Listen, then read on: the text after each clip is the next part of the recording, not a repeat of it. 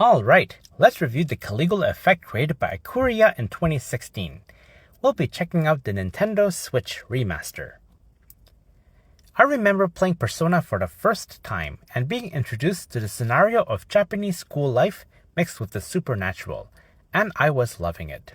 I thought to myself, why don't more games have this story setting? Well, the Caligula Effect seems heavily Persona inspired, but is it any good? In the Caligula Effect, your silent protagonist is trapped in a virtual world and forced to relive school life in an endless loop. Most people are oblivious to this anomaly, but some people are able to see the glitch in the matrix and they want to escape. They call themselves the Go Home Club. Your team members aren't a bunch of heroes with a sense of justice. They just want to go home. They're selfish, flawed, and sometimes even unlikable. And honestly, that's refreshing. It gives the game a different flavor compared to the usual band of heroes versus evil story. Heck, there's even a story branch where you get to join the bad guys. While the story setting is neat, the characters' personalities and dialogue are stiff and unnatural. They are so unforgettable or unfocused that they could have assigned a random character to any dialogue line and the result would be almost identical. NPC dialogue is even worse, pulling from a bland pool of recycled lines. Even the optional character episodes are dry and do not contribute much to an otherwise barren experience. The Switch remaster looks decent, but character models can be pretty low resolution and blurry, especially up close. Their mouths don't even move when talking, which kills immersion a bit. On the other hand, the 2D character portraits are fantastic. Clean, sharp, and full of personality. They do a lot of heavy lifting during dialogue. And despite some rough edges, the Unreal Engine gives off some cool visual touches. You can see the reflections off the wooden floor, and the digital glitchy effects are well done.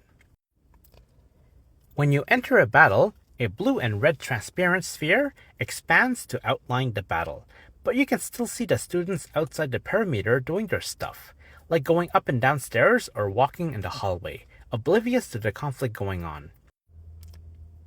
These graphical effects and style creates an awesome atmosphere, and it really sells the idea that you're fighting in a distorted version of everyday life. There was one cutscene in particular where the camera was extremely choppy. Thankfully, these moments are rare. Gameplay-wise, this is a pure dungeon crawler. Don't expect Persona-style school simulation or character management. The school setting is just a backdrop. You'll be spending most of your time navigating endless hallways. The dungeons look like randomized mazes, but the layout is actually handcrafted, with some cool variety. Shopping districts, festival stalls, unfinished buildings. The art direction makes these areas look like places you actually want to explore, even if the layouts get repetitive. In the dungeon hallways, there are students that are walking around. You can see their name, level, and corruption level. Students with 50% and higher corruption are hostile, and you will engage them in battle if you go into their line of sight. Fortunately, their hostile range is very small, so it's easy to avoid them, but as dungeon hallways get narrower, battles will no longer be optional. Some equipment is hidden inside treasure chests located at the end of hallways, but some treasure chests can only be unlocked by defeating an enemy on this floor. The enemy isn't usually located next to the chest, so it's sort of a puzzle to find the enemy, then backtrack to the chest. What's even more tricky is that some of these special enemies are 20, 30, or even 80 levels higher than your team, making fighting them a huge risk and reward choice. Some high-level enemies are positioned in rooms as traps, and encountering them is basically a recipe for disaster. You should check the level of the enemies before you engage. Now here's where the game shines: combat. The game is built around prediction and timing, almost like editing a music video. You queue up actions on a timeline, preview how they'll play out, and then adjust or delay moves to create perfect combos. For example, One teammate launches an enemy into the air, another slashes mid-air, and a third smashes them back on the ground. If the timing's off, the whole combo falls apart, but when it clicks, it feels incredibly satisfying. The prediction mechanic also adds strategy. If you see an enemy about to guard, you can waste their turn by buffing instead. Or if an enemy is about to hit your character, you can slip in an evasive strike that dodges the attack and deals damage. It's one of the most creative turn-based battle systems I've seen in years. One odd choice is that your HP and SP fully recovers after every fight, which makes dungeon crawling flow smoothly, but also removes a lot of tension. Most boss fights on normal difficulty are pushovers, sometimes over in 30 seconds.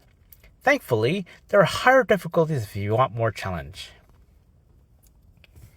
Equipment is also interesting. Instead of just finding stronger gear, most item trades off stats, forcing you to make choices. Do you want higher attack or defense? Is accuracy more important, or are criticals the way to go?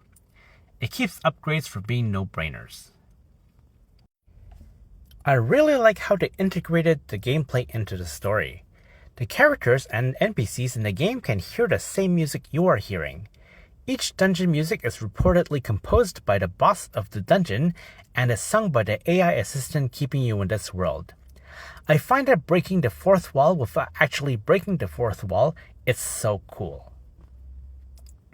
The Caligula Effect is a fascinating experiment. The story concept is strong, the music integration is brilliant, and the combat system is one of the most unique twists I've seen. But stiff dialogue, shallow character interactions, and repetitive dungeon crawling keep it from reaching Persona's level of polish and emotional impact. Still, on its own, it's a respectable RPG that dares to do something different. And for that, I give the Caligula Effect on the Nintendo Switch a 7 out of 10. Thanks for watching, and happy gaming.